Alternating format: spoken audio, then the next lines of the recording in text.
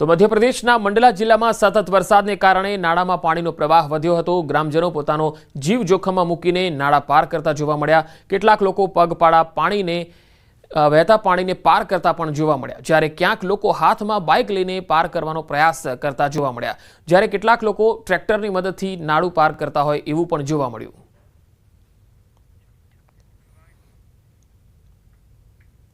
छत्तीसगढ़ में सतत वरसाद ने कारण नदीओं और नाळाओं में पानी जोरदार प्रवाह है।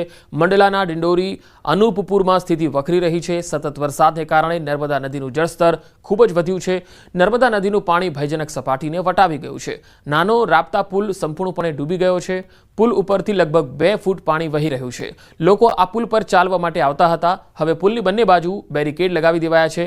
नर्मदा नदीना जलस्तर में वधाराने पगले महिष्मती घाट पासे बनेला नाना मंदिरों पण पाणीमां डूबी गया है। अचानक आवेला पूरने कारणे वहीवटी तंत्रए नर्मदा किनारे रहता लोकोने सतर्क रहवा अपील करी।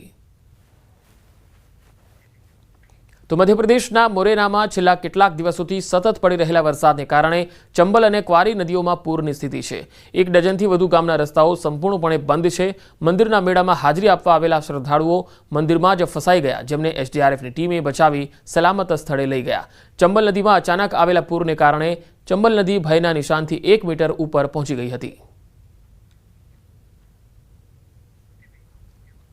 तो छेल्ला 3 दिवसथी झारखंडना सिमडेगामां सतत वरसाद वरसता एक तरफ जनजीवन खोरवायुं छे, तो बीजी तरफ तेणे सिमडेगाना कुदरती सौंदर्यमां पण वधारो कर्यो छे।